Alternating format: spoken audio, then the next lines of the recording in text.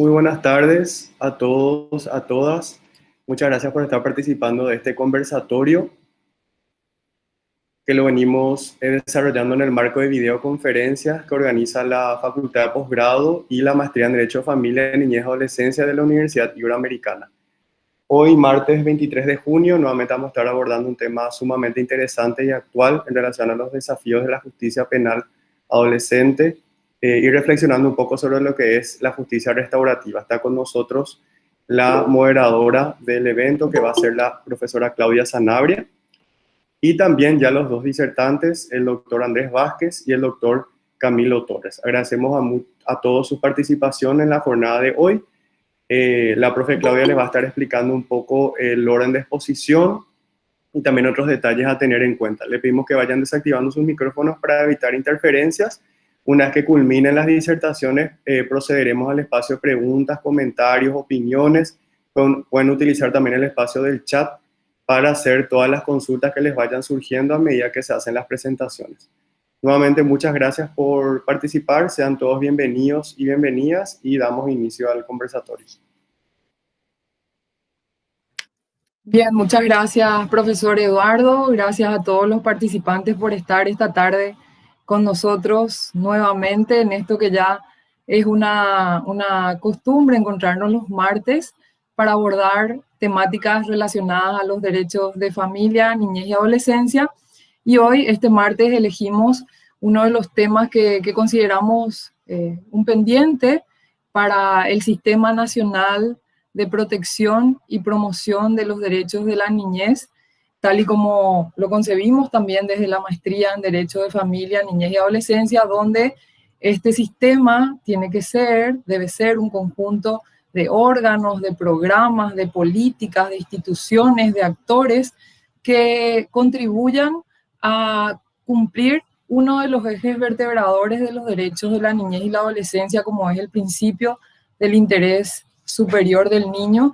Y van a ver que a 20 años de la vigencia hoy de nuestro Código de la Niñez, quizás uno de los libros que todavía está pendiente de ser implementado en su totalidad, el libro quinto, que ustedes saben que se refiere a la justicia penal juvenil, y no solo hablar de la instalación de aquellas instancias que determina este libro, la norma vigente, sino que hacer un paralelo con los estándares internacionales, con las normativas que también el país acogió por leyes nacionales, obviamente, y que nos permiten ir midiendo de qué manera estamos cambiando la perspectiva en cuanto a la mirada a la persona adolescente en este caso, porque van a ver, y los ilustres invitados que tenemos hoy van a poder hablarnos de hacia dónde vamos o hacia dónde tenemos que ir con esa mirada.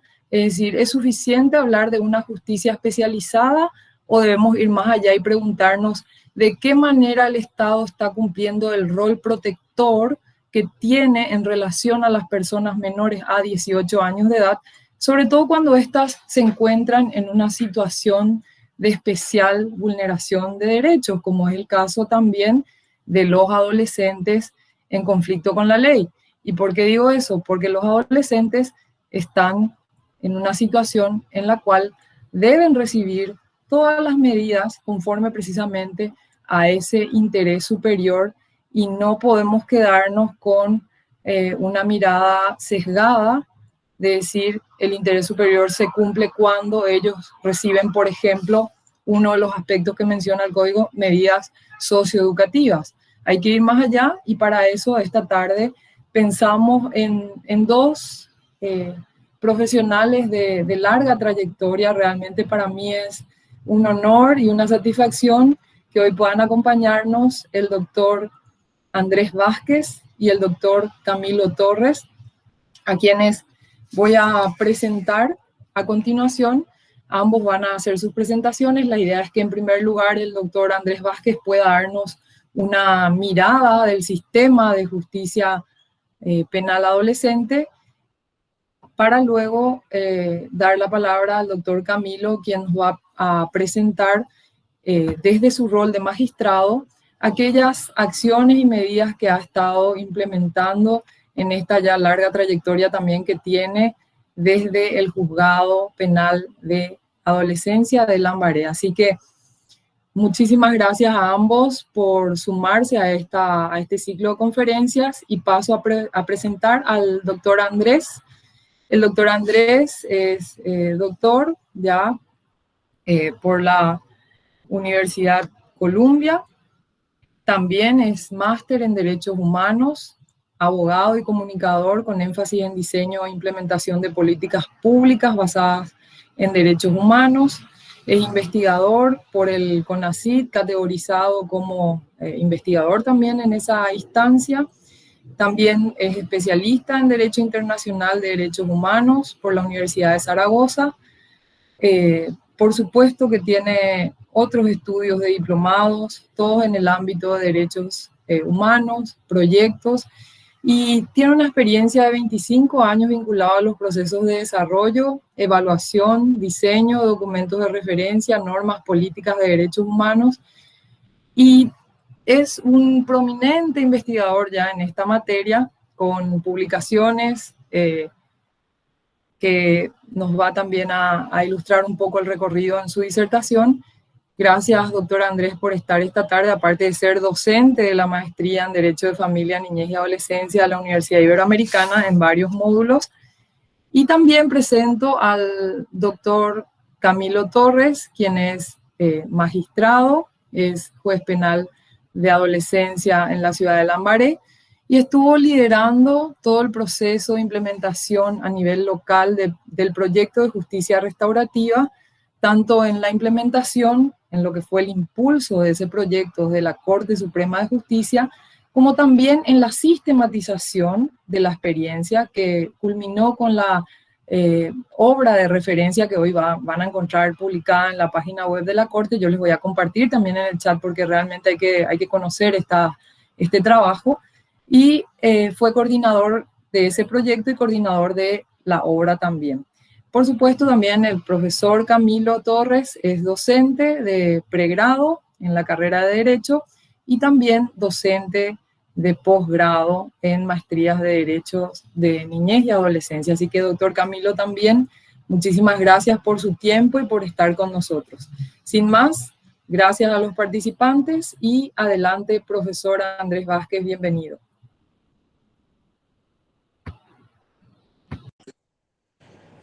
Bueno, buenas tardes a todos y todas. Confirmame, Claudia, por favor, que se me escuche bien, que estoy usando el teléfono para la videoconferencia. Escuchas perfectamente y te vemos también. Estupendo. Bueno, muchas gracias. Antes que nada, bueno, agradecerle a todos y todas por estar acá. Particularmente, profesora Claudia, bueno, gracias por la oportunidad. Profesor Eduardo Velázquez y mi distinguido amigo Camilo Torres, doctor Camilo Torres, por este espacio para compartir. Como les decía Claudia, mi experiencia va más que nada desde la teoría y desde el trabajo de investigación, y quisiera enfocarme en 3 puntos en particular que creo que son importantes para el debate, no solamente en el debate que tenemos aquí en Paraguay, con 20 años de la existencia del Código de la Niñez y la Adolescencia, sino que es un debate que tiene el mundo a los 30 años de la Convención de los Derechos del Niño. Veo que hay gente de otros países también, y yo creo que es importante también que entendamos que este es un desafío que no es exclusivo de Paraguay, sino que es un desafío que tiene la historia de la evolución de los derechos de la niñez, porque a pesar de que la Convención nos ha planteado el cambio, esta idea de un cambio de paradigma, de dejar de mirar la justicia hacia las personas menores de 18 años como una justicia punitiva, una justicia restaurativa, muy pocos países han dado pasos sustanciales en cuanto a la construcción de una mirada que deje de ser punitiva, y una mirada que esté fortalecida, como decía muy bien la profesora Claudia, fortalecida desde el interés superior del niño. Entonces, yo quisiera plantear 3 puntos de intervención. El primero, la reflexión al respecto de cuál es el sentido del interés superior de la niñez en el ámbito penal adolescente. El segundo, esto que hablaba del conjunto de órganos, la profesora Claudia, y yo me quiero referir a la integralidad que presume el sistema. No se me ve. Perdón. Ahí se Ahí me activó ve, ¿verdad? Ahí te vemos, Camilo.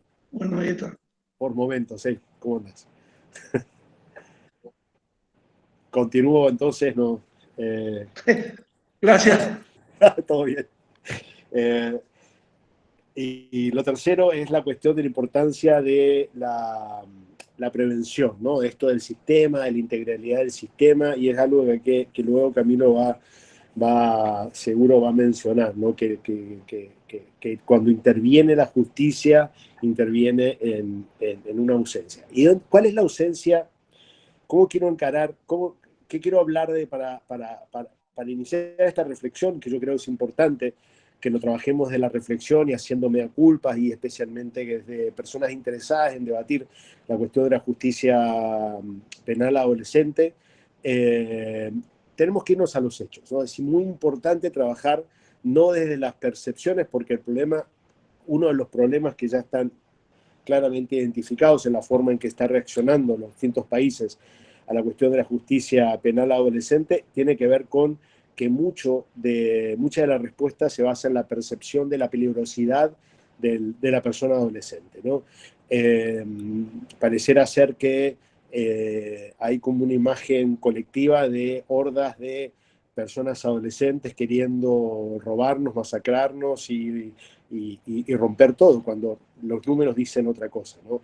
Pero lo que los números nos dicen, recientemente, al menos en Paraguay, me voy a referir a una investigación relativamente reciente de Paraguay que hizo el Mecanismo Nacional de Prevención de la Tortura, en su informe que presentado en diciembre del año 2019, nos demostraba que casi el 50% de las personas que se encuentran en el sistema de institucionalización, el sistema de cumplimiento de penas y medidas, o sea, las penitenciarías, ¿sí? El sistema de encierro, casi el 50% tienen menos de 28 años.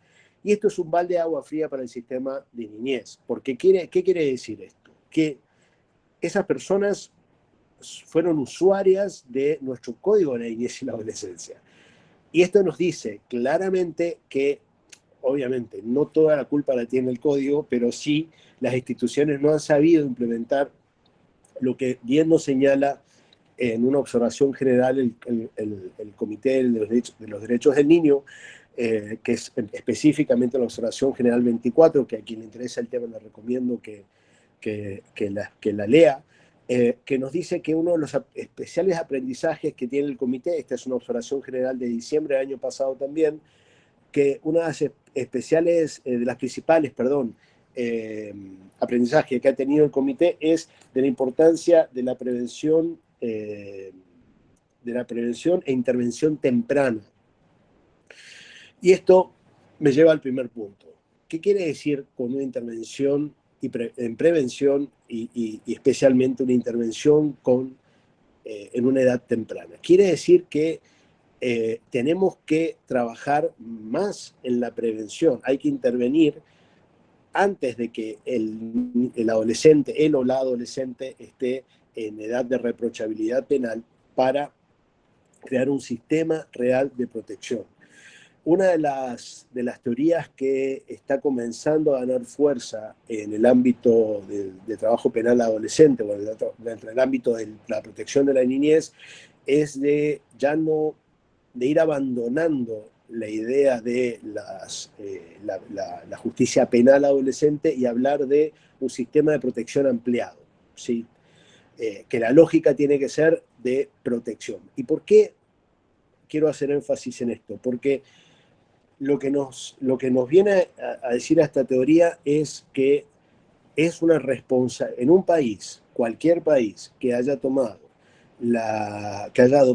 a la Convención de los Derechos del Niño como una de sus herramientas normativas y teóricas, se presume que tiene que ver a la situación de conflicto con la ley penal de una persona adolescente como una oportunidad para poder, como una oportunidad para poder identificar cuáles son los errores que tuvo el sistema, cuáles son los errores que tuvo, qué fallas tuvo el sistema, pero por sobre todas las cosas, analizar qué derechos, qué derechos no fueron garantizados por parte de ese Estado, qué derechos no fueron provistos, qué oportunidades no fueron provistas por parte de cada uno de los Estados para que para ese niño, esa niña o esa persona adolescente, el conflicto con la ley penal haya sido una estrategia de supervivencia. Y esta reflexión es la reflexión que nos plantea este cambio de paradigma que cuando nos dice la Convención de los Derechos del Niño, cambiar de una justicia punitiva a una justicia restaurativa. Una justicia que se centre en resolver el problema, pero la causa del problema. No solamente decir, ok, se cometió un delito, se cometió un crimen, la persona es o no es reprochable en la comisión de ese delito, entonces simplemente busco la sanción y aplico la sanción. Acá esa importancia que nos plantea esta nueva mirada, una mirada del interés superior del niño, es identificar la causa y trabajar la causa. Y si la causa presume acompañar a los padres, acompañar a la familia, acompañar a ese niño, a esa persona adolescente, en forma temprana, para que no esté, para que el conflicto con la ley penal no sea una estrategia de supervivencia, obviamente es responsabilidad del Estado intervenir. Y es por eso que digo, claro, volvemos al dato que nos descubre el Mecanismo Nacional de Prevención de la Tortura, al decirnos que la mitad de los usuarios del sistema de privación de libertad en el país tienen menos de 28 años, entonces evidentemente quiere decir que no se encontraron o no se proveyeron esas respuestas a los problemas que hubieron en algún momento, y lamentablemente no se pudo hacer nada para que el conflicto con la ley penal sea una estrategia de supervivencia. Lo segundo que está vinculado con esto también es cuando digo entender las causas, y acá me quiero referir a una de las situaciones específicas que tenemos aquí en Paraguay, al menos, no sé cómo será en otros países, pero aquí en Paraguay, si miramos el motivo por el cual hay personas adolescentes en nuestro país, ser adolescente entre los 14 y 18 años, ¿sí? 14, 15, 16 y 17 años cumplidos. Si miramos el motivo por el cual hay personas entre 14 y 18 años en situación de conflicto de la ley penal, nos encontramos que la gran mayoría, por lo menos casi un 40%, la última vez que miré estadísticas, que fue antes de la pandemia, la gran mayoría, está bien, era enero, ¿no? Que vamos ahora a entender por qué digo esto, lo que digo. La gran mayoría estaba en conflicto de la ley penal por exposición al peligro del tránsito terrestre. ¿Qué quiere decir esto en cristiano? Porque estaban usando una moto en vez de una bicicleta o en vez de transporte público para trasladarse, en particular en el interior del país, donde el sistema de transporte público es malo, o es restrictivo o no existe. Entonces, ahí estamos. Fíjense, este cambio de paradigma nos plantea la Convención hace 30 años, no se está cumpliendo. Estamos cargando una falla de un municipio, una falla de una gobernación, una falla de un sistema de transporte, la estamos cargando en los adolescentes que tienen que movilizarse. ¿Sí? Entonces, está bien, ustedes me pueden decir, bueno, podría caminar o podría andar en bicicleta. Bueno, ese es otro debate. El debate está en por qué los padres, por qué les venden a los adolescentes una moto, o por qué los padres le entregan una moto. Tendremos que trabajar otro tipo de cuestiones, pero no culpar al adolescente por un error que no es del adolescente, ¿sí? Podríamos hablar también, que no viene al caso, esto del acceso a tecnologías, etcétera, etcétera, que tenemos que cambiar, pero la cuestión es que el debate es otro. El debate no es culpabilizar a las personas adolescentes, sino identificar cuáles son las causas que están llevando a esa situación de conflicto de ley penal. Y puse el ejemplo de exposición al peligro al tránsito terrestre porque cuando hablamos de conflicto de ley penal estamos pensando robo, asesinato. No, hay cuestiones que son quizá bagatelarias o mínimas, ¿sí? Se robó, no sé, unas frutas para comer, ¿sí? O mandioca para comer, y termina preso, ¿sí? Que tenemos más de un ejemplo. No necesariamente estamos hablando de algo que es así terriblemente grave. Entonces, primer punto, y como para ir cerrando este punto, la importancia de entender la integralidad del sistema y que la cuestión de la persecución del conflicto de la ley penal no puede verse aislada de la prevención. Es más, que esa prevención no solamente tiene que estar orientada a partir de que la persona cumpla 14 años, sino que como una estrategia de seguridad ciudadana preventiva, se tiene que trabajar en forma mucho más integral y temprana. El segundo punto es especialmente orientado a esto de la necesidad de repensar cuál es el rol que tiene la intervención jurisdiccional, que tiene que dejar de ser punitiva, y el doctor Camilo nos va a poder explicar cómo sí se puede hacer una mirada no necesariamente punitiva, sino que tiene que ser una mirada que tiene que trabajar e identificar las causas. Y acá hay un desafío enorme que está puesto en el poco diálogo que hay entre el sistema jurisdiccional y el sistema administrativo, ¿sí? Salvo muy escasas excepciones en donde hay un diálogo de los juzgados con los municipios, con las gobernaciones, con el sistema educativo, para poder identificar, bueno, cómo resolvemos problemas que no tienen que ver en el adolescente, sino que tienen que ver en la cuestión contextual, para prevenir la comisión del delito, salvo muy escasas excepciones, eso no ocurre. Si se ve la parte administrativa, la parte municipal, no vamos a entrar en debates al respecto si el sistema de protección de niñez a nivel municipal funciona o no funciona. Yo creo que ese es un debate de otro momento, pero sí es importante entender que la construcción de la respuesta de la política pública tiene que ser integral. Y como tercer punto, especialmente, sí entender cuál es la ausencia, por sobre todas las cosas, de lo estructural. Tenemos escrito en papel un sistema especializado, entre comillas digo especializado, pero sabemos muy bien, y quienes son usuarios del sistema o funcionarios del sistema y están escuchando esto, saben muy bien que esa especialización realmente no está acompañada de recursos, recursos humanos o recursos económicos para poder hacer el trabajo cotidiano, pero por sobre todas las cosas es una especialización a medias, ¿sí? No tenemos una teoría desarrollada, y por sobre todas las cosas, la política pública que en este momento, que vence el año 2021 aquí en Paraguay, la Política Nacional de Atención al Conflicto con la Ley Penal Adolescente, la PONACOL, está enfocada especialmente en la teoría punitiva, y está enfocada especialmente en la situación irregular.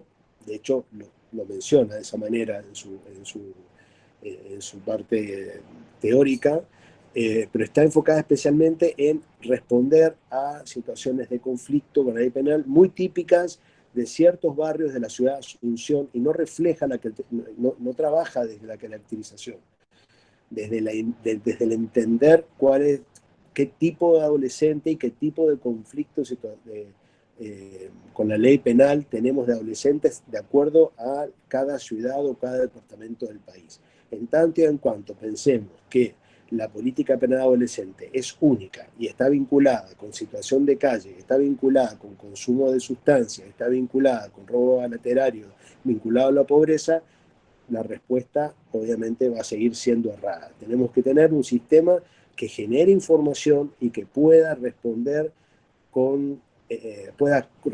a políticas sectorizadas y a políticas especializadas basadas en evidencia y no basadas en la tapa de un diario, ¿no? Que ese es un poco el desafío más grande que hay en este momento.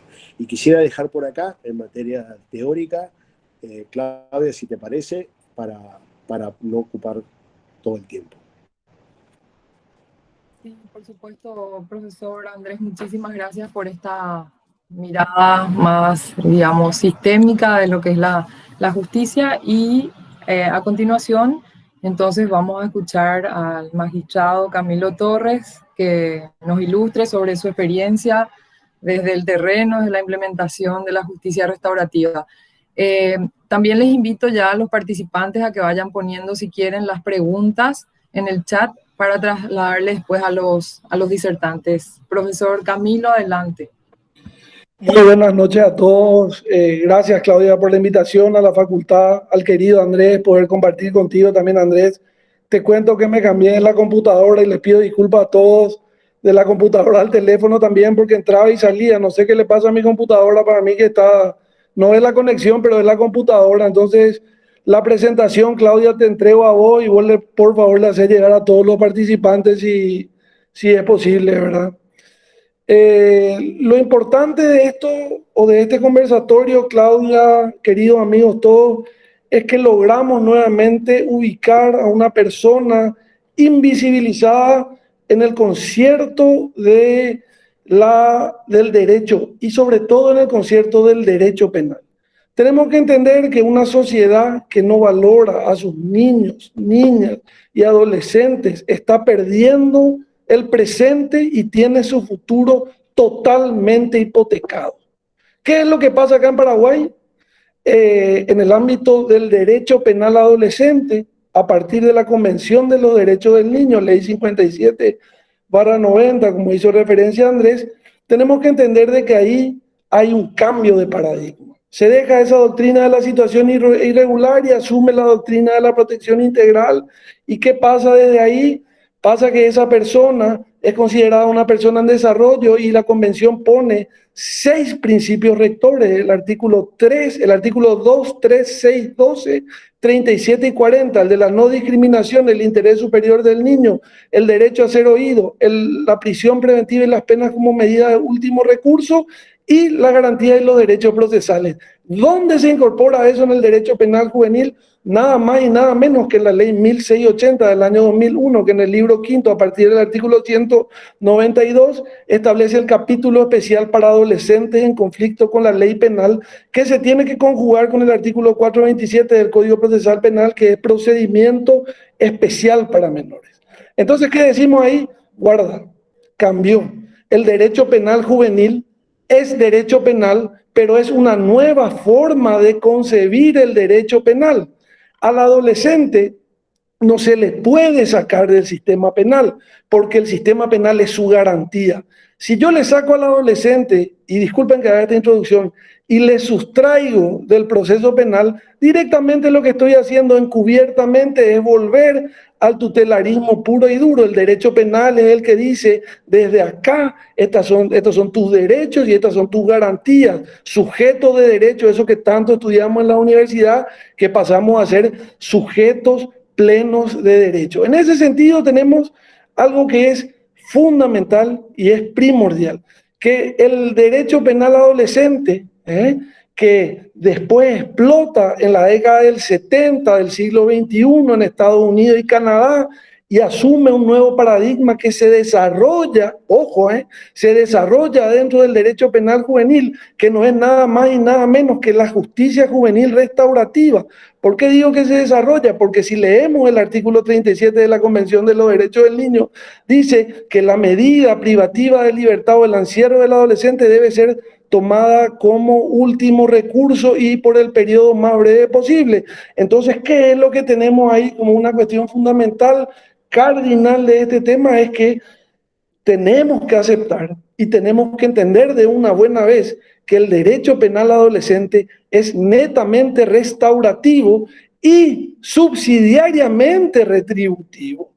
La justicia restaurativa complementa el paradigma, complementa el sistema retributivo que es propio del derecho penal, el castigo. Venimos castigando hace prácticamente 2000 años y siempre tenemos el mismo resultado.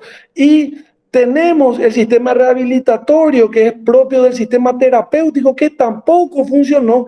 Entonces surge este nuevo sistema de justicia juvenil restaurativa dentro del derecho penal juvenil. Por eso quiero dejar bien marcado con ustedes que el derecho penal juvenil básicamente, ¿qué es? Que el derecho penal juvenil es derecho penal. O sea, acá no podemos hablar de ninguna cuestión mágica ni la justicia restaurativa, y eso vamos a ir viendo y vamos a ir desgranando paso a paso. Lo que se tiene que tener en cuenta en esta cuestión del derecho penal juvenil es que, si bien es cierto, como bien lo dijo Claudia y lo tocó Andrés, tenemos el interés superior del niño como principio rector que se toma y se replica en el artículo 3 del Código de la Niñez y la Adolescencia, también bajo el rótulo de interés superior del niño. Habla obviamente de los derechos económicos, sociales, culturales, que el Estado debe brindar esa garantía al chico, que el Estado debe dar esa contención al chico, pero dentro de un proceso penal. Y ahí viene un poco a colación lo que decía Andrés del artículo 54 de la Constitución Nacional, que debemos garantizar el desarrollo armónico e integral del chico, la familia, la sociedad y el Estado. Ahora, hagamos una retrospectiva real antes de ese interés superior del niño, antes de que el primer contacto del chico sea la cárcel o sea la prisión por entrar y por estar en situación de calle, por no tener que comer y por haber hurtado una garrafa, una silla de cable, o como decía Andrés, por manejar una moto. Le queremos retribuir con la cárcel sin entender el contexto. Y ahí es donde surge el paradigma fundamental de los estudios psicosociales, para entender qué es lo que un adolescente o qué medida es adecuada, sin entrar todavía a justicia restaurativa como una manera de reparar ese daño. Es entender que ese adolescente, para decir es responsable penalmente, tiene que tener madurez de entender lo que hizo. ¿Dónde está eso? En el artículo 194 de nuestro Código de la Niñez y la Adolescencia, que claramente dice que se tiene que tener la madurez psicosocial. Si no hay madurez psicosocial, el adolescente no puede ser sometido a un proceso.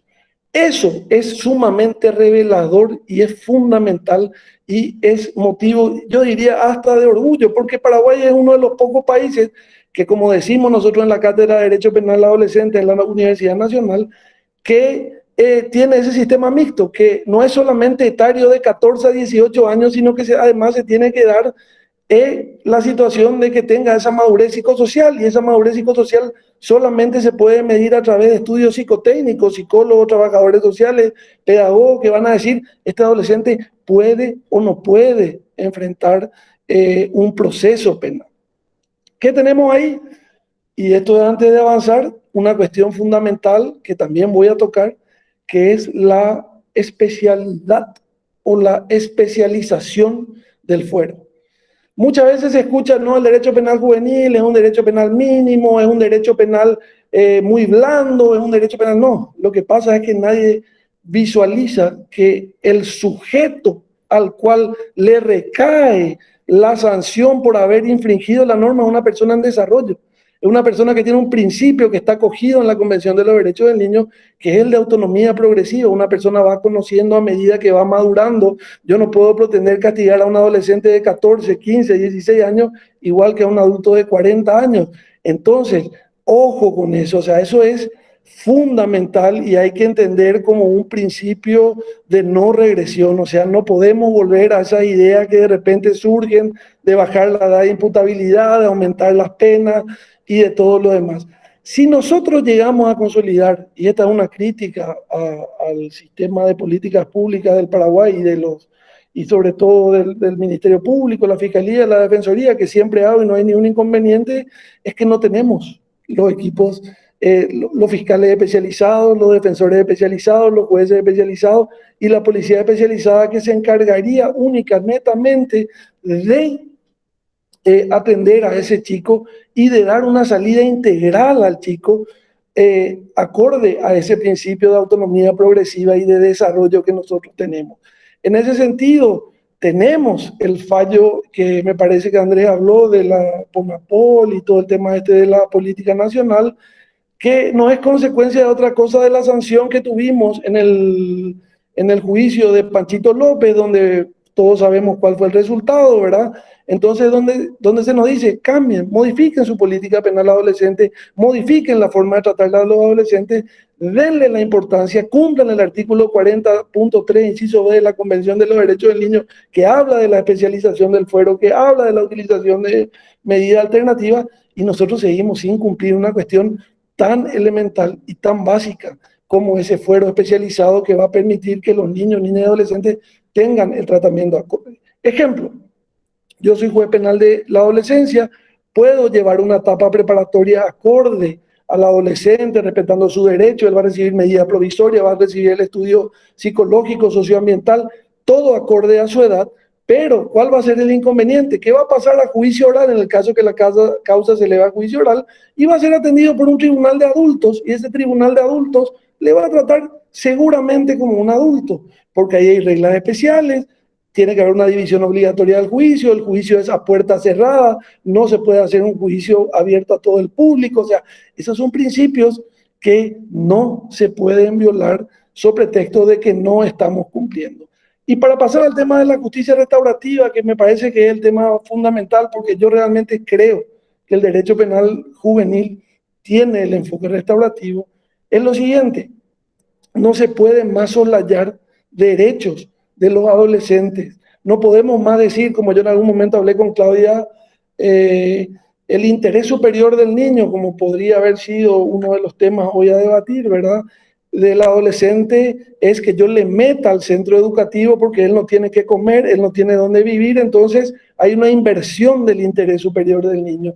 Le encierro al chico para que estudie, le encierro al chico para que coma, le encierro al niño para que se desarrolle. Eso es falaz. Nadie va a aprender en la cárcel y nadie va a recibir un tratamiento acorde privado de su libertad. O sea, ahí estamos con un serio problema de inversión del interés superior del niño.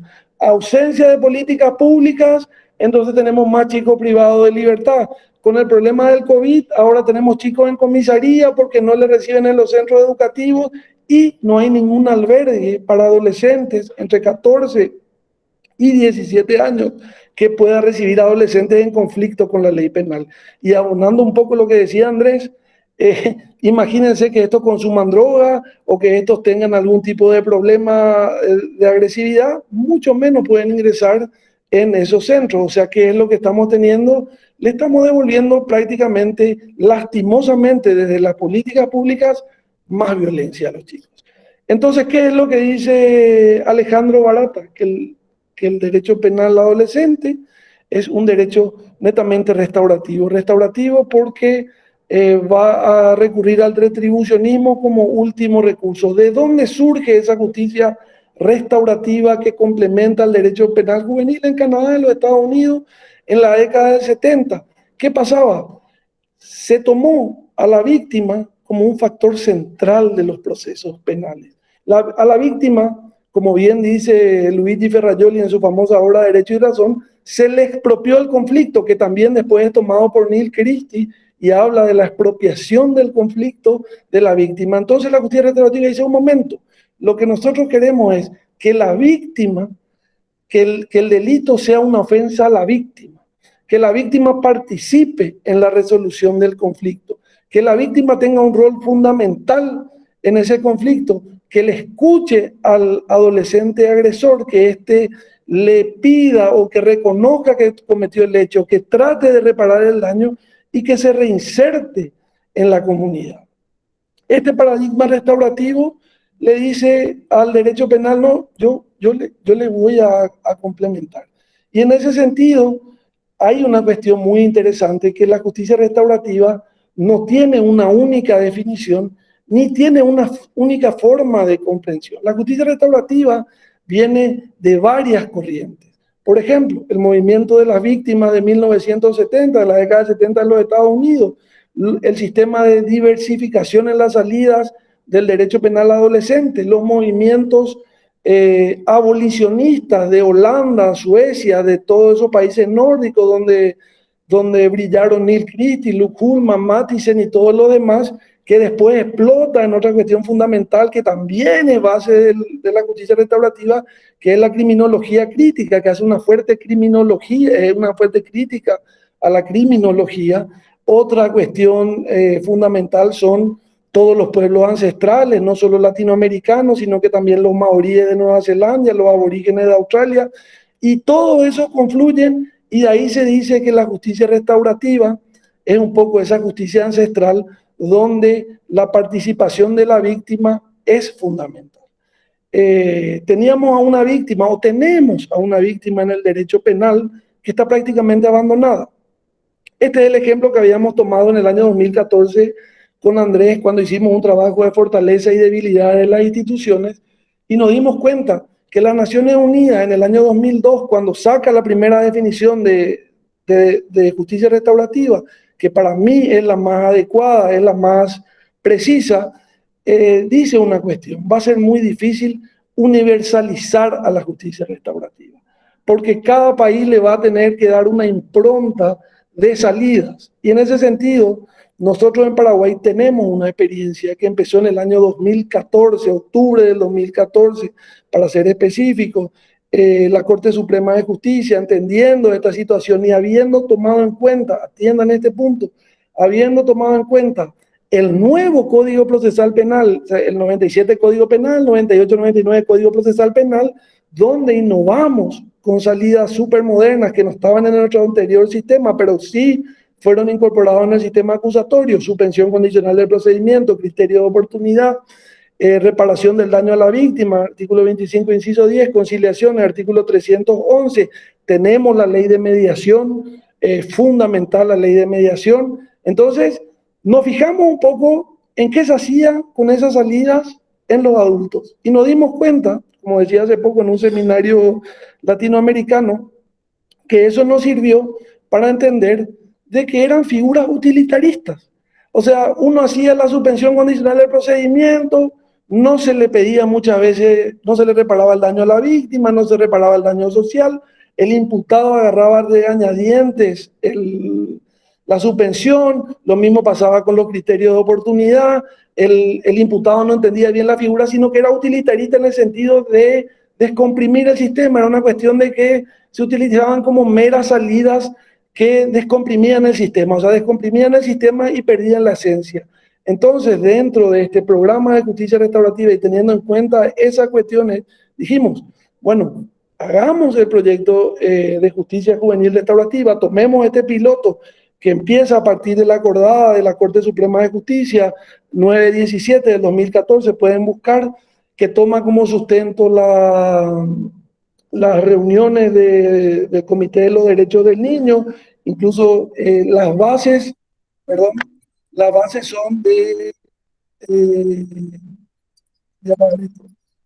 son de la Convención de Lima, y después posteriormente tenemos la Convención de París. Entonces todo eso incorpora la Corte Suprema de Justicia. ¿Y qué es lo que dice correctamente?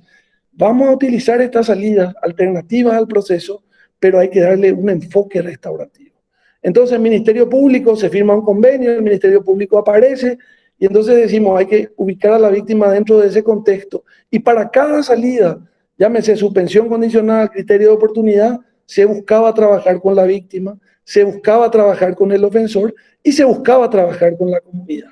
Y era muy interesante porque primero fue complicado hasta que el Ministerio Público firmó un convenio con la Corte Suprema de Justicia. En ese momento el presidente era Antonio Fretes, el fiscal era Díaz Verón, y logramos que pongan una fiscalía especializada en Lambaré, y esta fiscalía especializada entonces trabajaba directamente con el juzgado, más la defensoría especializada.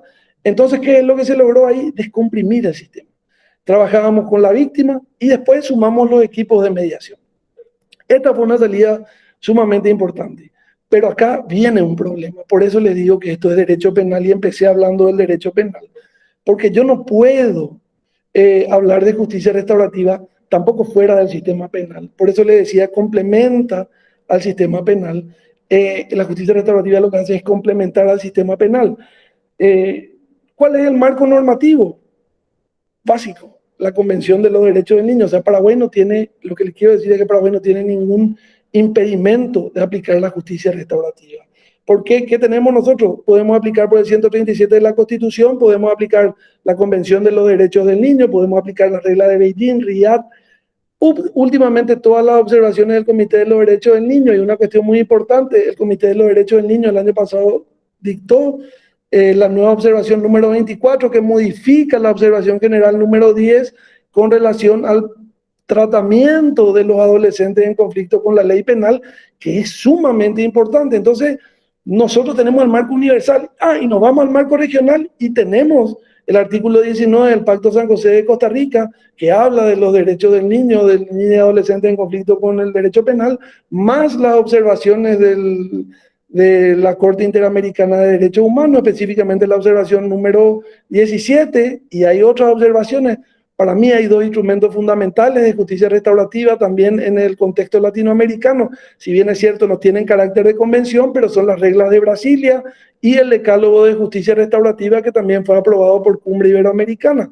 Y ni qué decir dentro de nuestro sistema normativo nacional, que tenemos el Código del Libro Quinto, tenemos la Ley de Mediación y Arbitraje, tenemos la Acordada 917 y tenemos la Acordada 1023 que reglamenta la mediación penal juvenil. Entonces, Paraguay no tiene ningún obstáculo para aplicar la justicia restaurativa, o sea, el derecho penal juvenil con un enfoque netamente restaurativo.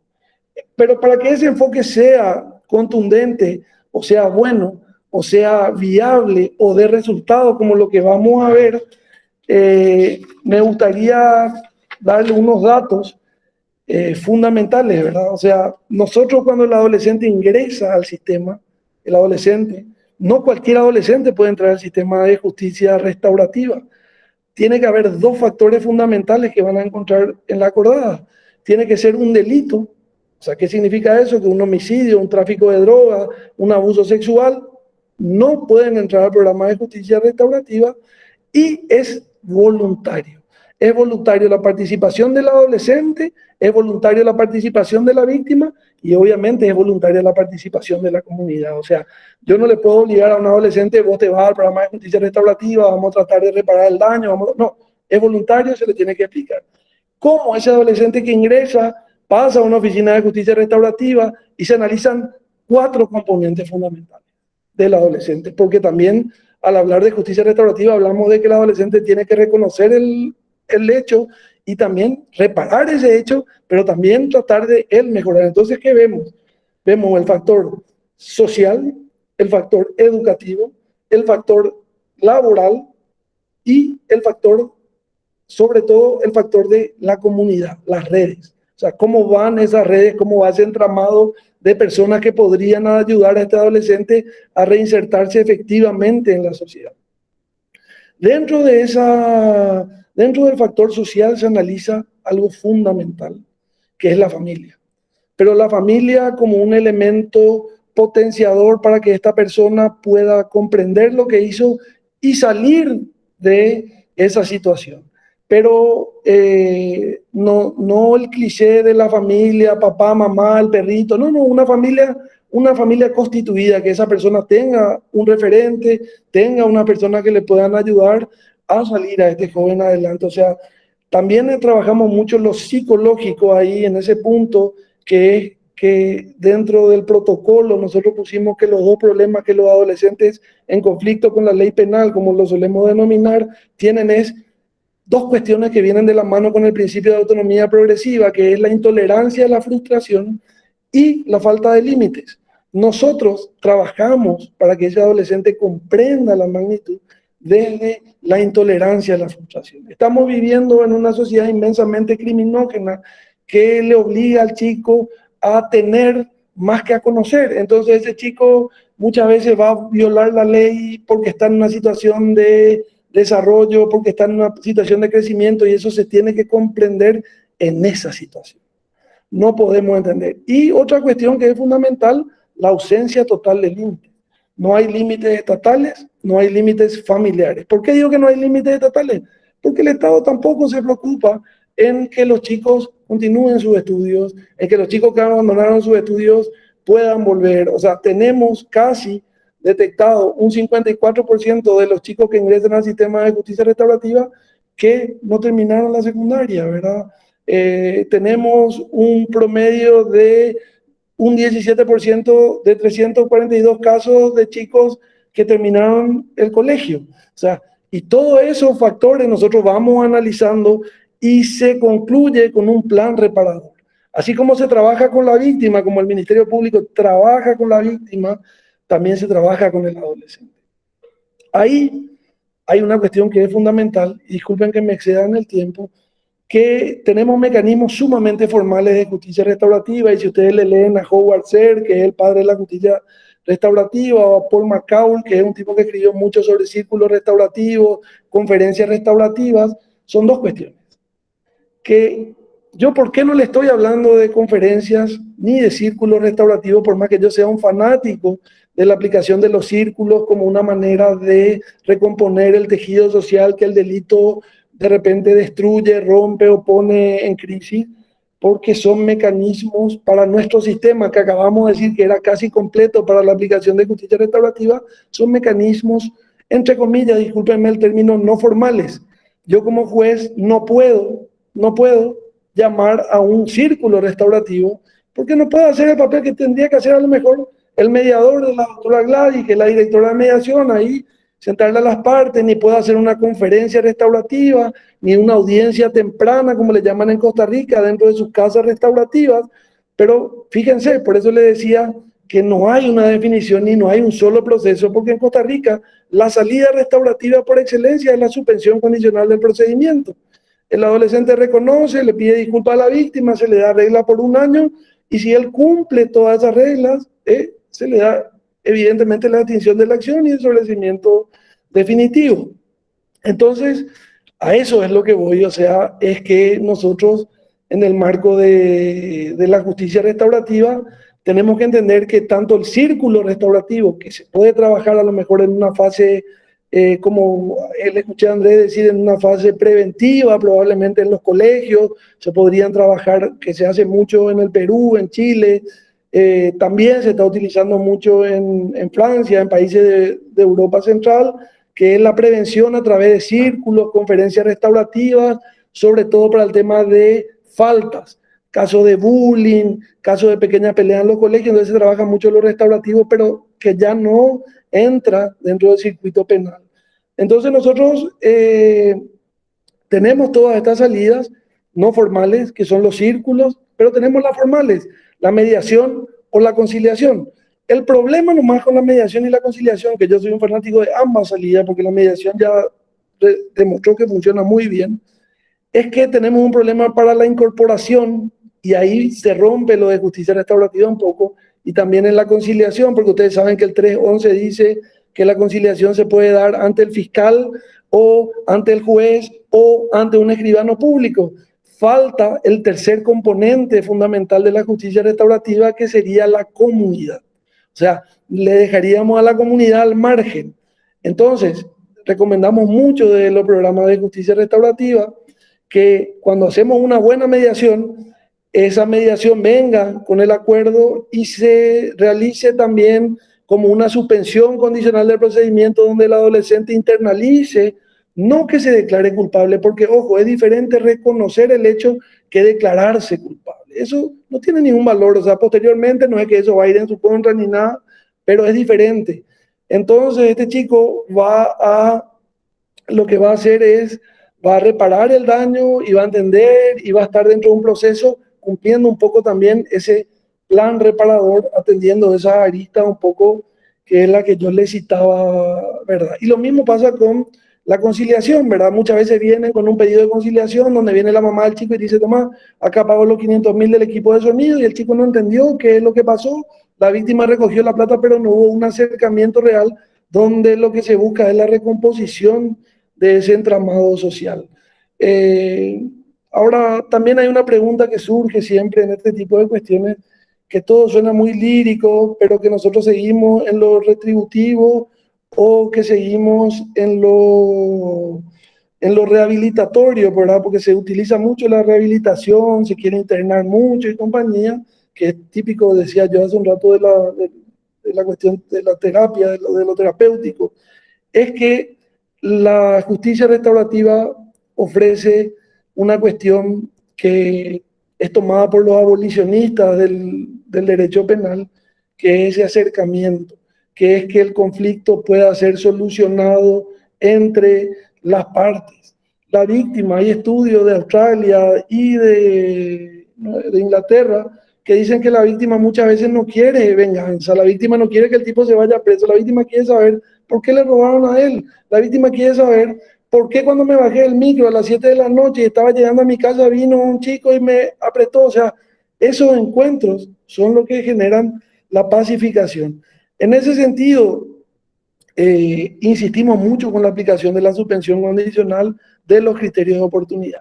Y acá hay dos salidas que están en el artículo 241 del Código de la Niñez y la Adolescencia, que habla de que todas estas salidas pueden ser aplicadas en el derecho penal juvenil, todas las que estábamos viendo, más dos salidas que son sumamente restaurativas, que tienen su raíz en las reglas de Beijing, específicamente en la regla 11, si no me equivoco, que son las remisiones que están previstas en el Código de la Niñez y la Adolescencia.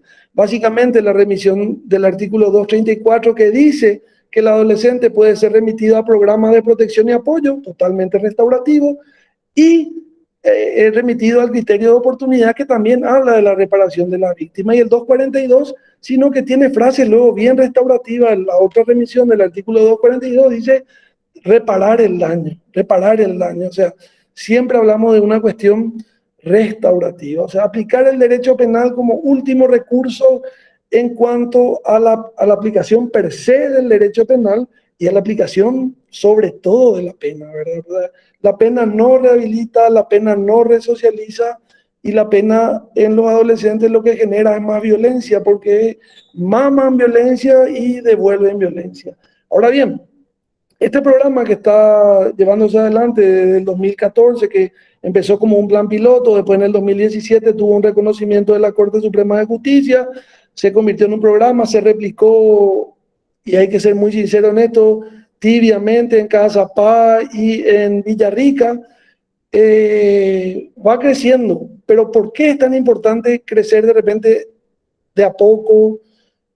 Y no salir así con todo, porque de hecho tampoco tenemos todos los recursos, y disculpen que diga esto. ¿Por qué es importante? Porque es un programa que viene desde el Poder Judicial. O sea, va a ser muy difícil que esto se caiga, porque no es que tenemos apoyo de una entidad afuera que viene, no. Se va creciendo, se llegó a Cazapá, ahora se llegó a Villarrica, y vamos yendo entendiendo esta nueva forma de mirar el derecho penal, que es la justicia juvenil restaurativa. Yo soy un fanático partidario de que realmente se tiene que aplicar el derecho penal como último recurso y el procedimiento penal como último recurso. Un fiscal restaurativo, un fiscal que trabaje como especialista en este fuero, pero ahí también me voy a acceder, Claudia, un poquito. Especialidad no significa, esto es interesante, porque eso me preguntaban la vez pasada, especialidad no significa que a mí, Camilo Torres, me nombren juez penal de la adolescencia, entonces yo de la noche a la mañana ya soy especialista y ya voy por la vida, no. Significa formarte, tener cursos, estudiar. La Escuela Judicial ahora tiene módulos de Derecho Penal Adolescente. La Universidad Católica y la Universidad Nacional enseñan Derecho Penal Adolescente. Estos conversatorios, esa es la especialidad, tener conocimiento de niñez y adolescencia, en la doctrina de la protección integral, en derechos humanos, en todas las convenciones había y por haber, y en las resoluciones de incluso del Tribunal Europeo de Derechos Humanos y de nuestro tribunal acá de San José de Costa Rica, ¿verdad? ¿Cuáles fueron los resultados un poco que nosotros vimos? Y el más alentador, que nos llevó a ganar un premio en el año 2018, creo, que logramos bajar la reincidencia al 8%. O sea, entre San Antonio, Villaliza, Ñemby y Lambaré, entre las causas que entraban los chicos, una reincidencia al 8%. O sea, para nosotros eso fue sumamente significativo. Y decía que si hay un acompañamiento cercano, un acompañamiento de políticas públicas desde la municipalidad, porque tenemos un convenio con la municipalidad, yo no sé, en un espacio, tenemos un convenio con el SNPP, tenemos un espacio con SINAFOCAL, tenemos un convenio con la Universidad Católica, con el Departamento Psicológico de la Católica, tenemos convenio con Narcóticos Anónimos, con Alcohólicos Anónimos. O sea, realmente logramos construir una red donde los chicos pueden recibir esta contención. Entonces eso bajó a un 8%. Logramos que solamente un 6% abandone el proceso y vuelva a ese proceso penal adolescente ordinario, ¿verdad? Y también hay otra cuestión. Hay un autor que se llama Bazemore, que es muy interesante, que dice que uno puede hacer también resultados restaurativos sin presencia de la víctima. ¿Qué significa eso? Que si la víctima no participó del proceso o no quiso participar y el adolescente cometió un hecho punible calificado como crimen, lo mismo se puede trabajar para que esa pena, llamada medida socioeducativa o llamada medida correccional o en último recurso medida privativa de libertad, también tenga un fin restaurativo, que el adolescente realmente ese transitar por el centro educativo le sea provechoso.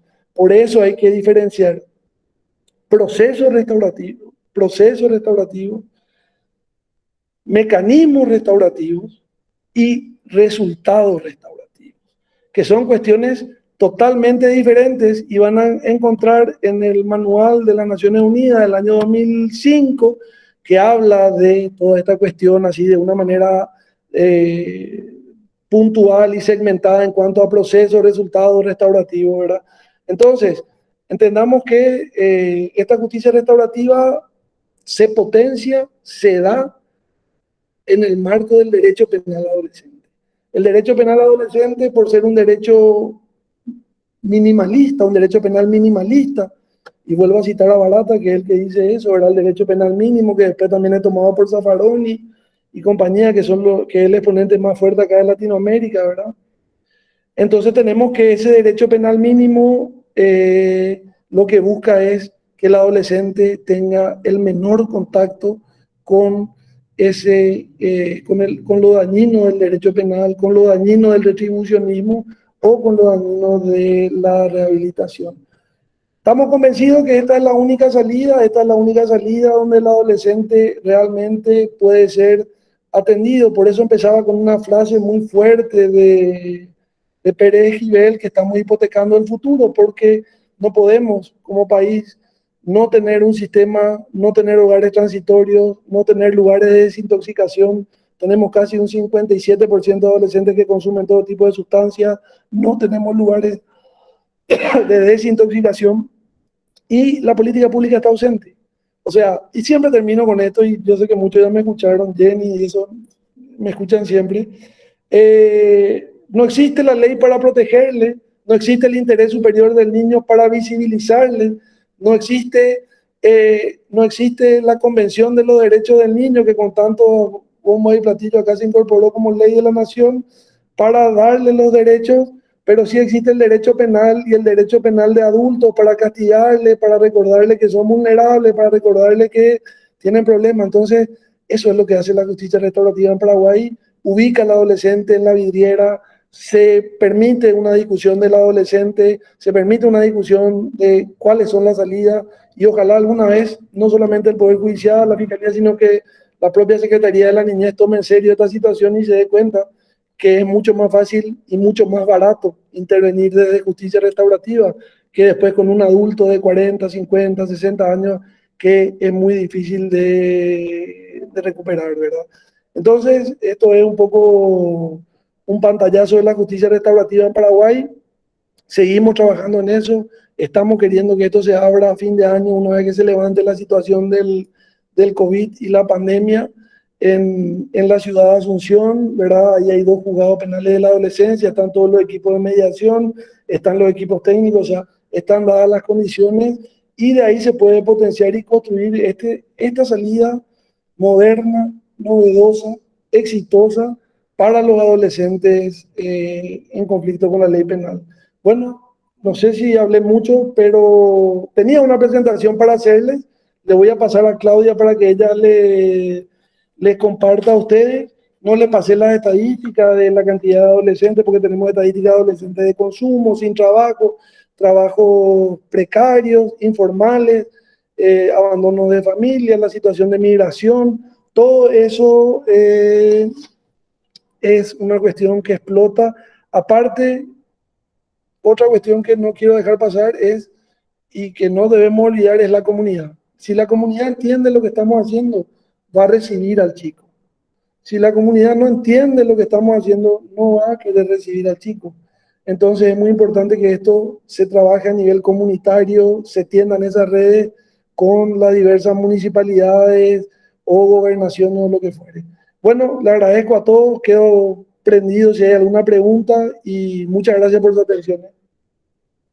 Gracias, doctor Camilo. Realmente amplio el análisis y magnífico de parte de los dos. Yo creo que nos mostraron dos miradas que se complementan perfectamente y creo que algo transversal, un punto transversal en las dos disertaciones es lo que también venimos viendo al revisar distintas temáticas los martes, y es un tema de visibilidad de la adolescencia, de visibilidad del sujeto como titular de derechos, y siempre fue nuestra discusión inicial también tanto con Camilo como con Andrés, el lugar de la adolescencia en la sociedad y el reconocimiento de la posibilidad de su capacidad de ejercer derechos, por ejemplo, siempre está en tensión. Así que eso fue un punto en común de ambos, y si se puede hacer un recuento muy breve, no me atrevo ni a decir una conclusión, sino algunas reflexiones más resaltantes de sus disertaciones nos llevan a englobar quizás los temas que abordaron en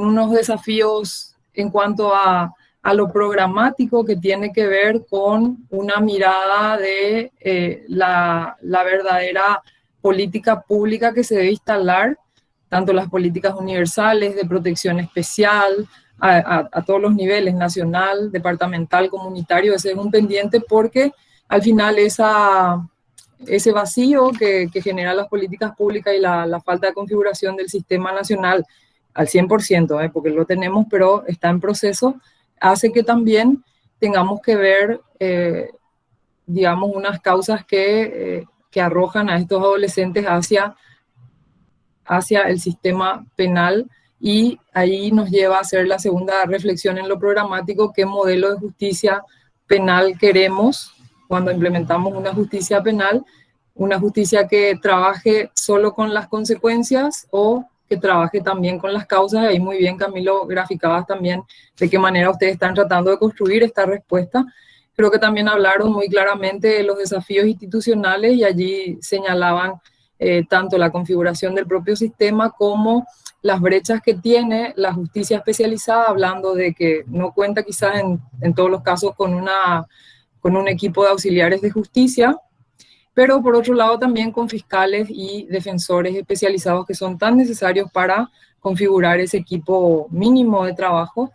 Y por último, en el ámbito normativo pareciera que las leyes son suficientes, que siempre nos jactamos de tener leyes muy desarrolladas. Sin embargo, quizás la brecha estaría en la implementación y muchas veces también en la adopción de estas normas y en el progreso que estas normas presentan en la implementación, porque tenemos observaciones generales, tenemos opiniones de expertos que van dando luces de cómo aplicar la normativa, y es muy relevante que esto también forme parte de la justicia y del día a día en la toma de decisiones. Entonces, yo quiero destacar estos puntos y sobre todo los aspectos transversales que ustedes mencionaban, tanto Camilo como Andrés, que son el trabajo con las familias, y el trabajo con las familias implica no solo acompañamiento, sino una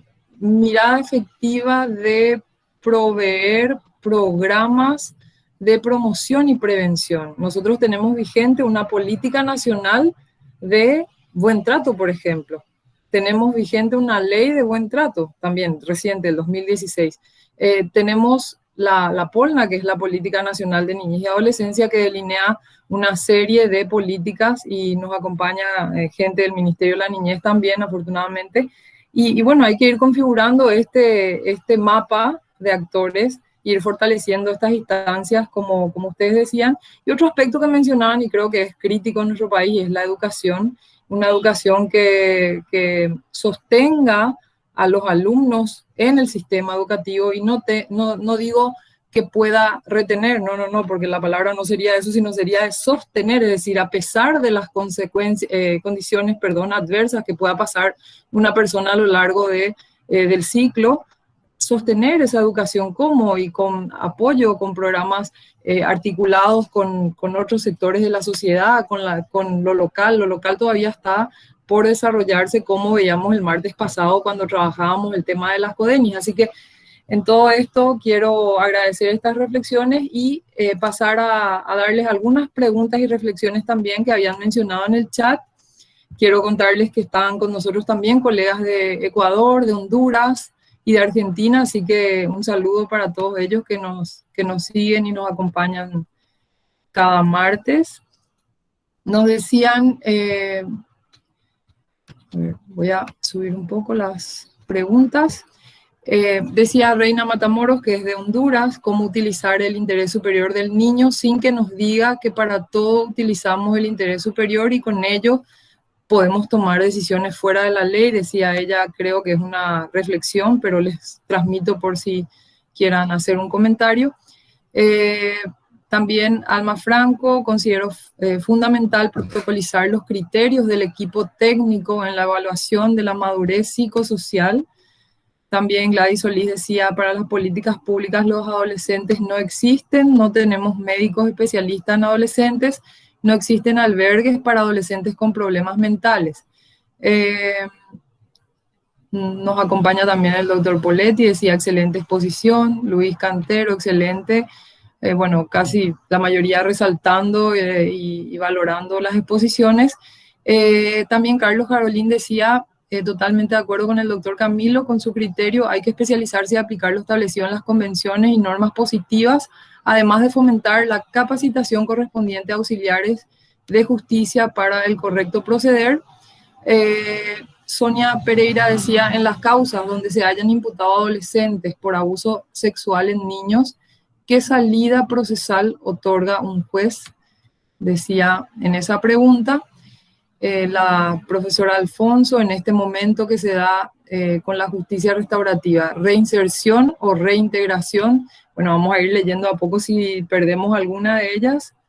Creo que, y una última consulta, Natalia Gerosa, ¿podrían darnos datos de contacto formal con los expositores? Bueno, eso ya le preguntamos ya directamente, los perfiles en redes sociales o correos para continuar leyéndoles. Muchas gracias. Bien. Entonces sería, no sé si de a poco van, y les recuerdo otra vez las que se nos pasen. Camilo, no sé si me permitís, quiero decir un par de cosas. Claudia, ¿se me escucha? Sí, ¿no? Estoy. Okay. Sí, se te escucha, adelante. No, quiero tomar lo que decía Reina Matamoros. Y voy a hablar de paso un poco de conocimiento de causa. Trabajo mucho con Honduras, de hecho estuve viviendo un tiempo por aquel lado y conozco bien el contexto. Yo creo que ahí hay varias cosas que hay que tener en cuenta para aplicación en ámbitos muy difíciles, ¿no? Porque si bien es cierto que hay un contexto de maras y pandillas, o que podemos tener de esta parte del mundo, hablando de Ecuador, hablando de Argentina y de Paraguay, de otro tipo de pandillas, ¿no? de grupos de adolescentes que cometen un tipo de delitos, etcétera, etcétera. Lo que tenemos que tener en cuenta son dos cosas. Primero, casi todas nuestras constituciones, y en particular la de Honduras, dice, y voy a citar literalmente, creo que recuerdo la expresión que dice que abraza la normativa internacional de derechos humanos. Entonces, en tanto y en cuanto en la justicia especial, cualquier país en general, y Honduras en particular, para contestarle a la Reina, aplica la Convención Internacional, no está aplicando nada en contra de la ley, ¿sí? En particular, no se olvide que en el Código Procesal Penal de Honduras se incorporan un montón de normativas que son muy novedosas para la región, como por ejemplo la obligación de escuchar de que toda persona, incluso un niño o un adolescente, pueda hacer una denuncia y que debe ser escuchado. O sea, partiendo de este principio, se está abriendo una puerta. No vamos a discutir si existe o no existe una política penal adolescente orientada al interés superior de la niñez, pero hay medidas procesales que dan pistas y dan herramientas para poder responder basado en interés superior. Y acá quiero hacer una reflexión un poco sumada a lo que decía, reforzando la exposición de Camilo, en que hay que trabajar con números basados, hay que tomar decisiones basadas en evidencia, hay que trabajar con números. Usted, Camilo, mencionaba que el caso específico en el piloto de Lambaré, que se ha trabajado con números para tomar decisiones, y esto además que no tiene que ser un programa que venga con cooperación. Lamentablemente, y aunque ahora estoy trabajando en cooperación internacional, esto tiene que ser un proceso sostenible. Si no podemos garantizar la sostenibilidad de un programa, que esto quiere decir, la decisión tomada en Paraguay es que tiene que ir creciendo de a poco, es imposible hacerlo. O sea, en tanto y en cuanto no se designen los recursos necesarios, aquí estamos hablando de presupuesto concreto para un sistema que sea lógico, ¿no? No un sistema ilógico, un presupuesto concreto, un presupuesto general del Estado, de cualquier Estado, es imposible que esto funcione una semana o funcione en 2 años o 5 años de cooperación y después se caiga. Pero por sobre todas las cosas, quiero rescatar y señalar algo que creo que es muy útil para el tema de Honduras en la reflexión de cuál es el problema que se tiene en muchos países para poder aplicar un sistema penal adolescente respetuoso del interés superior, que es esto que bien señalaba del ejemplo de Lambaré, Camilo, de que la comunidad sepa lo que se está haciendo y la comunidad esté convencida. En particular, el principal obstáculo que tienen los adolescentes para que se aplique una justicia penal adolescente respetuosa del interés superior son los medios de comunicación, ¿sí?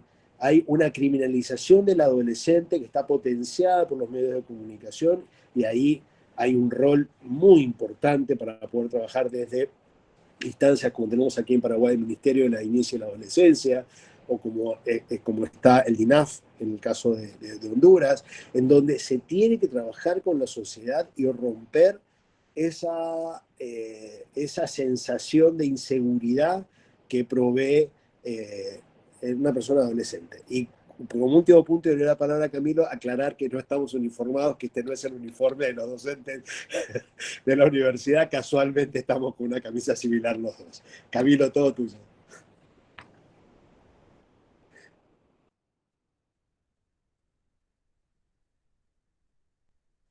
Lo que pasa es que después tenemos que ir a tocar, tenemos una serenata.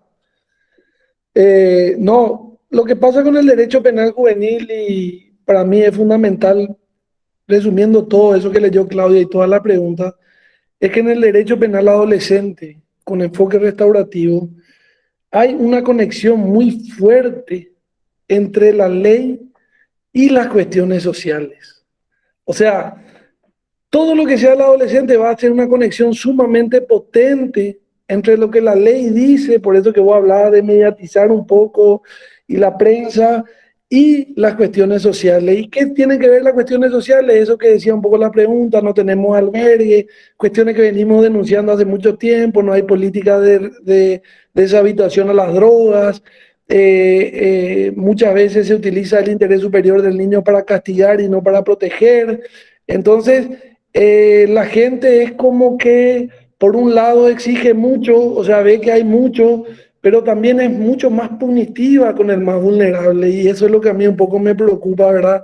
Nosotros nos damos cuenta de que esa conexión que hay entre el adolescente y la sociedad es mucho más frágil que entre un adulto y una adolescente.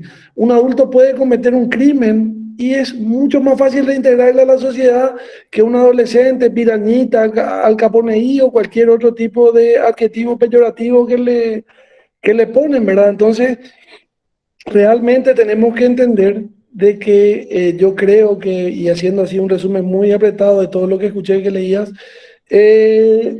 yo creo que hay que entender de que esa persona es una persona en desarrollo, de que tiene una enormidad de leyes, convenios, tratados que le protegen, y que nosotros, en la medida que vayamos violando esos tratados, y como decía, le devolvemos más retribucionismo, más derecho penal, más sanciones, vamos a estar generando un producto que después va a ser incontrolable para la sociedad, ¿verdad? O sea, yo realmente me preocupo porque cuando hablábamos con Claudia al inicio de esto, hablábamos un poco que ella me decía, bueno, vamos a hablar del interés superior del niño, y entonces ese interés, repito, es como que la gente, como bien decía esta señora de Honduras, el interés superior del niño está en todo, o sea, está para castigar, está para proteger, está para tutelar.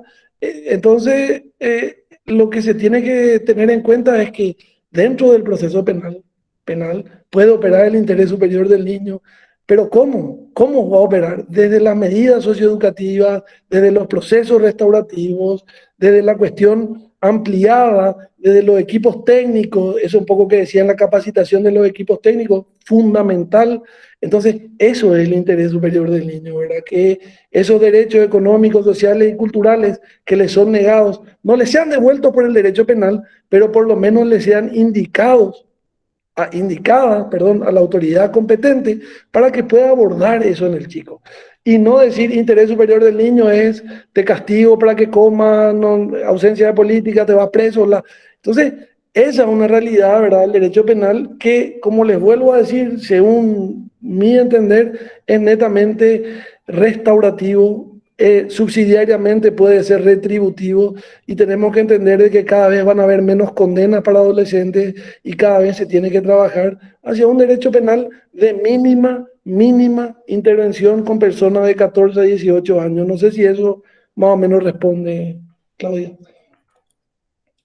Sí, yo creo que ambos respondieron las preguntas. Hay otra más, pero decirles que de hecho los principios son fundamentales que se apliquen desde el cambio real de paradigma, porque de ahí parte todo. Claro, si yo miro al adolescente como un objeto de protección, voy a decir por su interés superior lo tengo todo el tiempo encerrado, todo el tiempo que haga falta. Bueno, entonces eso no lleva a que él obtenga lo que ese mismo artículo nos señala y es medidas tendientes hacia su desarrollo integral. Entonces, si uno hace una lectura completa de esa premisa, de esa norma, se da cuenta que todo lo que haga debe ser tendiente a su desarrollo integral y ahí ya tenemos una parte de la respuesta, ¿verdad? Entonces, realmente pareciera sencillo el artículo 3, pero no, tiene unas vertientes que hay que analizarlas y que hay que implementarlas a la luz de un cambio real de paradigma, que es lo que estamos hablando. Hay una pregunta. Claudia, hay un minuto nomás. Fíjate esto, un adolescente, y esto saben ahí porque vi que están varias defensoras y compañías, un adolescente que no es penal, que no es responsable penalmente, y como decía una de las preguntas, tiene un trastorno mental o tiene un problema en comprender, tiene un problema de reprochabilidad. Tendría que ser atendido por el sistema de protección que vos conocés bien. Y el sistema de protección se desliga a ese adolescente porque le consideran que está en el limbo, o sea, ellos dicen, no, es un delincuente y el sistema de protección dice, no, nosotros no trabajamos ahí, pero esa persona realmente necesita que el Estado se haga cargo. Por eso era muy acertada la pregunta de que no tenemos centro de internación para adolescentes con trastorno mental y mucho menos para adolescentes con consumo de sustancias estupefacientes, ¿verdad? Y ese es el interés superior del niño invertido en el Paraguay. O sea, mientras que no me moleste a mí y yo le desvincule, no hay problema. Pero después tenemos que meterle al sistema penal, no para darle una respuesta restaurativa, sino que para darle una respuesta retributiva y seguimos escondiendo esa situación bajo la alfombra. Por eso nomás quería acotar esto. Sí, sobre lo que dice Camilo, yo lo que quisiera agregar ahí es que cuando yo abría mi intervención con reflexionar respecto de la integralidad del sistema. El sistema, hoy por hoy, países como Paraguay son un ejemplo claro. Tiene todo escrito porque el papel aguanta todo, ¿sí? Tenemos un lindo libro quinto, tenemos un montón de políticas escritas, algunas mejores, otras peores, pero realmente el sistema funciona en compartimentos estancos. Sí, y hay un sistema que no dialoga entre sí, que no ofrece respuestas en forma integral y ahí hay debates que hay que tener. O sea, ¿por qué la respuesta, todo el sistema de protección está en una instancia del Poder Ejecutivo, pero la respuesta retributiva está en otra instancia del Poder Ejecutivo? No deberían estar todas juntas y tomarse desde el ámbito de protección. Esas son reflexiones que hay que tener, pero hay que tenerlas sin esconder debajo de la mesa, como bien señalaba Camilo, la situación actual. Yo creo que ese es el siguiente debate que que hay que instalarse. Paraguay tiene una oportunidad de oro que tenemos algunos modelos que están demostrando que sí se puede hacer, como el caso del piloto del Lambaré, como el caso de mediación, en particular algunas respuestas de algunas municipalidades, porque hay que decir de verdad que algunas sí responden y hacen todo lo posible para poder responder, pero nosotros tenemos una oportunidad de oro que dentro de meses hay que comenzar a diseñar la siguiente política penal adolescente. ¿Sí? Porque vence el año 2021.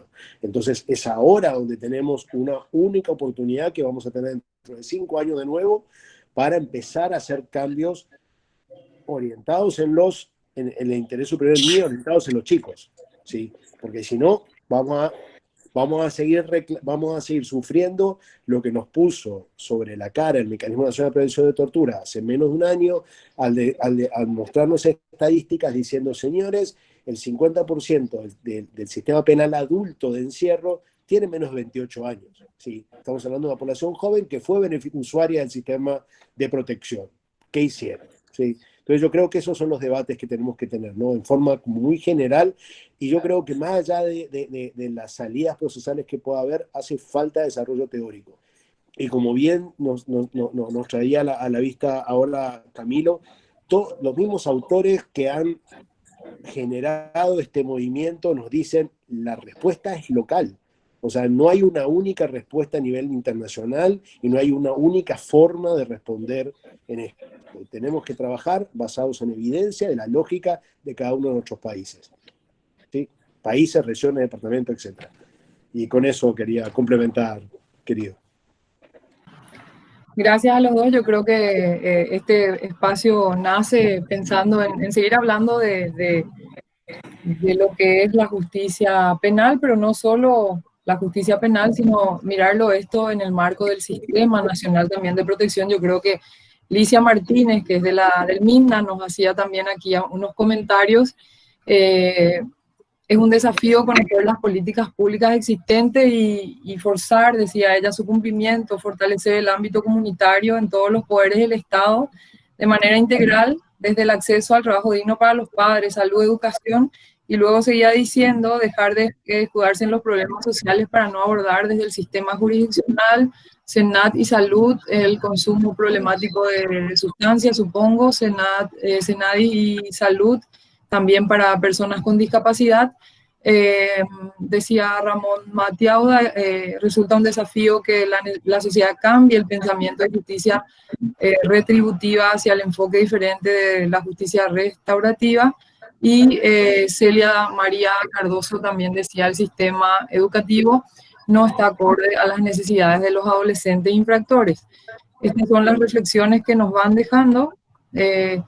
Realmente yo creo que la brecha está, o sea, nosotros, como decía Andrés, también partimos de lo que hay. Es decir, si no podemos hablar claramente de qué tenemos como sistema, y ahí voy a vincular, el rol de la academia es mirar desde una perspectiva objetiva lo que hay para contribuir al debate y ver cuáles van a ser los próximos pasos y con todo el énfasis necesario apoyar a todos los organismos del Estado y de la sociedad en sí para que puedan pensar al respecto a eso. Entonces, estos espacios los generamos desde esa idea y creo que con sus aportes se cumple a cabalidad, podemos hablar de estos temas y podemos ver cuáles son las brechas.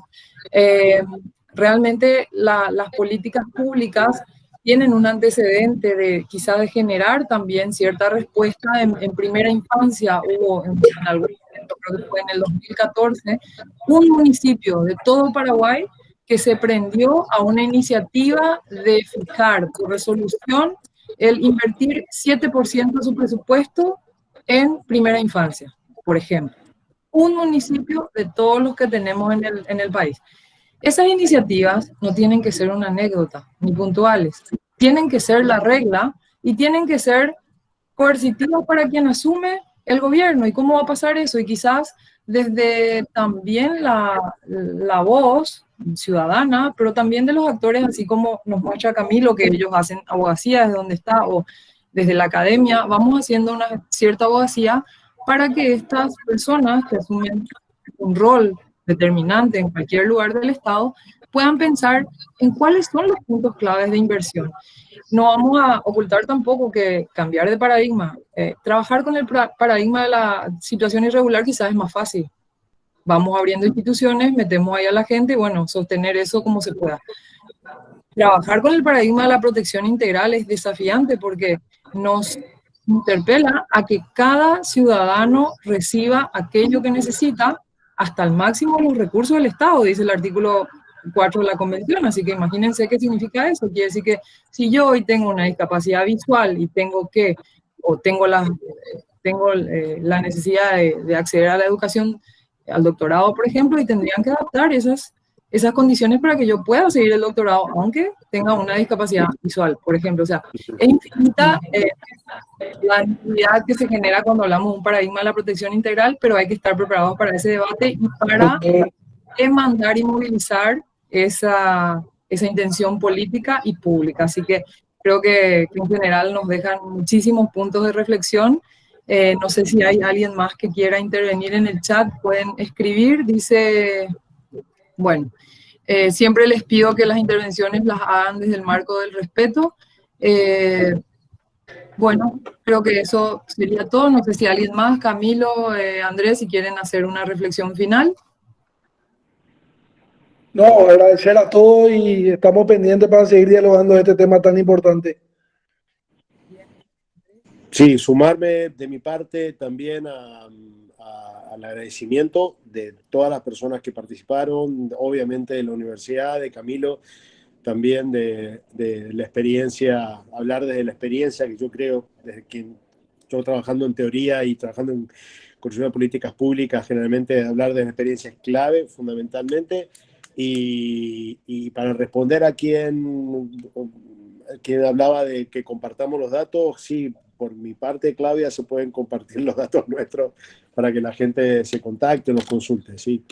Pero si no hay alguna pregunta más o alguna solicitud más, no sé, quedaríamos por acá. Sí, repetirlo en algún momento. Totalmente, yo Hay creo que seguir debatiendo esto. Es como algo abierto porque a mí me da la impresión de que tenemos muchísimo que hablar, así que vamos a generar otro espacio seguro y ya les comprometo a que sigan acompañándonos. También en el chat preguntaban si esta conferencia se está grabando. Efectivamente, todas las conferencias se graban y les pasé el enlace. Pueden ingresar a Unive No Para, está ahí el enlace en el chat, y pueden ingresar para ver la grabación y compartir también la grabación si quieren. El próximo martes les esperamos al ciclo de conferencias. El tema, vamos a tener 2 temas de actualidades de niñez y adolescencia. Va a estar con nosotros el doctor Juan Manuel Estete, que es miembro de la Cámara de Apelaciones de Ñembucú, y el profesor doctor Javier de la Fuente Linares, que es presidente del Instituto Poblano de Derecho Familiar de Puebla, México. Así que hablándonos un poco de la configuración de su propio sistema de protección de la niñez. Así que puede ser muy interesante y les esperamos. Las personas que quieran solicitar certificados, también voy a dejar el teléfono en el chat. Y hasta pronto. Gracias por acompañarnos. Seguimos. Muchas gracias. Gracias. Gracias. Hasta luego.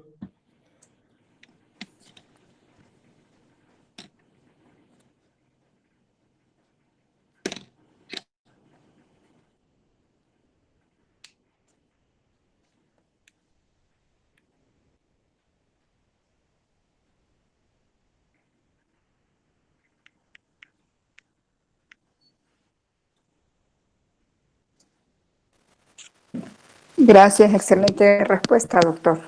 Reina Matamoros, de Honduras. Un saludo, Reina. Bueno, ya por ahí te van a pasar los datos, cualquier cosa, estoy a las órdenes, ¿sí? Muchísimas gracias, doctor. Un gustazo. ¿Usted trabaja en Igual. el sistema?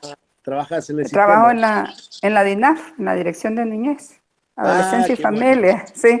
Qué bueno, conozco bien. Bueno, ¿no han cambiado a nadie a cargo? No, ahí sigue la doctora Lolis María Salas, sí.